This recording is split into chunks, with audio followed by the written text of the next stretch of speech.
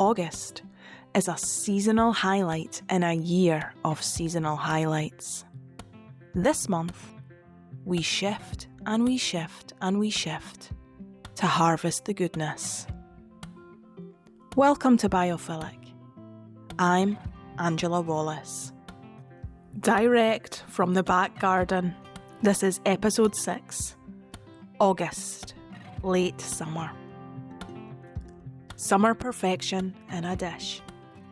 There are tomatoes on the point of overripe today, so I took a collection, including Sunbaby, Tigerella, Harbinger, Sunstripe, and a bevy of red cherry types to the kitchen. The small ones were halved, the larger quartered or eighths.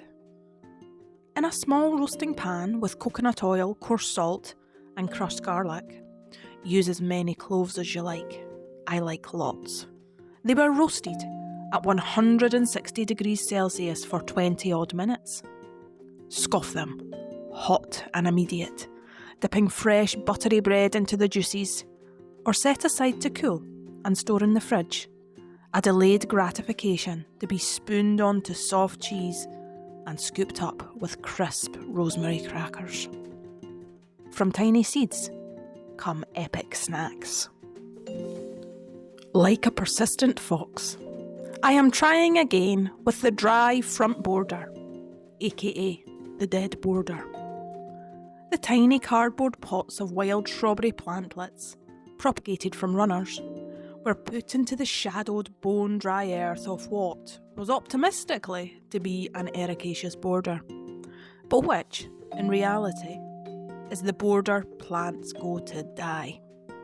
I will remember to water them for a spell, I tell myself firmly. To the front of the house is an unloved Leylandii hedge, which I'm not able to cut down.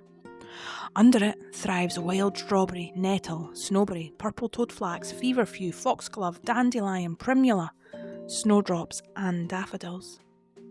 That sounds like a lot, but honestly, it's nothing like I'd planned. I'd planned for it to be home to camellias, heathers and azaleas, of which all but one has died. Because even though I invested time, effort and coin into mulching with ericaceous soil, I failed to consider the Leylandii roots sucking all the moisture out of the thin, arid soil. The plants are also in a rain shadow. This happens when plants are close to a house or wall. The structure prevents rain from reaching them. So was born the dry border. And that's fine. I learned a whole lot of lessons from that particular project, which is the resilience of being a gardener. Plants will grow where they are happy, and the best we can do is learn from them, rather than take anything to heart. Quite the lady. Summer pruning the doyen pear with a saw, secateurs and string. The tree is being espalier trained against a fence by the back gate. First, I sawed away 2 large upright leader stems which bore no fruit. These were growing towards the sky, which trees instinctively want to do. However, we want the stems growing along the wires. Next was disposal of random rust-marked leaves. I have to keep an eye on this pear in summer and early autumn, as it is susceptible to pear rust fungal spores. You'll know rust when you see it. It forms a round, slightly raised, bright orange canker-type welt on leaves, and less commonly, growth on the stems. The infected parts must be disposed of completely, never composted or used as mulch. Anyhow, once that was dealt with, I then cut back to a fruiting node on both horizontal and semi-vertical branches. A fruiting node is a knobbly bit on the branch, usually sprouting leaves. At this point, you can loosely tie in new growth along the wires. Finally, I thinned out the young pears, removing half to take to the kitchen. To finish, I like to thank the tree. With my palm flat on its skinny trunk, I reminded it how beautiful and giving it is. The strong sawn leader branches were fed into the dead hedge before I returned indoors. Begin anywhere. Do one thing. My one thing today was placing 3 good-sized hand-grasped sticks from a weekend walk into the second dead hedge. One, straighter and smoother than the rest. The other 2, more crooked, gnarled, rough with lichen. They have added to the garden. Their underrated shades of brown are sturdy and giving. To watering again, I am questioning the sustainability of growing very hungry and thirsty edibles. As much as I want to enjoy them, eat them, I wonder how much tap water is too much. What frequency is unacceptable? Well, the fig trough is getting something to drink. Harvesting rain is the answer to my quandary and the next serious garden addition. Speaking of water sustainability, the pond is dangerously, scarily low. This is the first full year enjoying a pond, and I must not panic, nor worry, nor fret. The plants are thirsty. There is water in it still. This is the ebb and flow of a garden in all seasons. Let it be what it will be. Let it live. Goblin gloves and mallow. Foxglove seed are ripe now. I pop out with scissors and a tray to cut the stem just below the seed heads, leaving the rest to remain. These hollow stems make tremendous homes for overwintering insects and are worth leaving for that purpose. Laying the seed heads flat on the tray, I find they tumble out unbidden. Some black, some brown, or yellow umber. Tiny, rattling, rustling, they whisper, "Hello, hello, I am the flowers of your future." A hollyhock, oh joy, has been quietly, steadily gaining and growing in the first wildflower meadow. First, a dense cluster of green orbicular leaves, which all of a suddenly shot out a stem, up, up, up, topped by the most delicious, staunch cluster of tight buds ever witnessed. Like star-piped green icing perfection, about 10 of them being utterly gorgeous. The anticipation of their opening is unreal. Signal and sign. The grass was cut, not by me. Long fronds sliced back, tiny frogs sent hopping. Barrow loads of spent growth laying up along the outside of the fence to decompose and suppress weeds. Their remnants strew the path, though 3/4 of the garden is slightly tamed. This cut of the grass is a signal, like the later sunrises and earlier dusks, of a shift in our season. I rescued the water lily from the pond today. Sweet, sweet rain did arrive and has restored the depth somewhat. I'd moved the water lily, you see, worried the water was too deep, seasons past, spilling soil when I'd disturbed it. So it has been repotted and fed, slow release growth balls pushed into its aquatic basket, placed back in the centre of the water to be left alone. No matter how long we've been doing it, gardening is about gaining, growing, cultivating confidence in your choices, and learning to adapt when needed. And now, to late summer pruning the cherry, a self-fertilising sour morello. I'm just managing to sneak it in there, really. To approach a young tree, to prune, guide, shape its future is a sweet dance. Take out any crossing, rubbing, or overly dense stems. Walk around, look through it, step back, admire its form. Take out 1/3 of the height of the leaders to keep it manageable.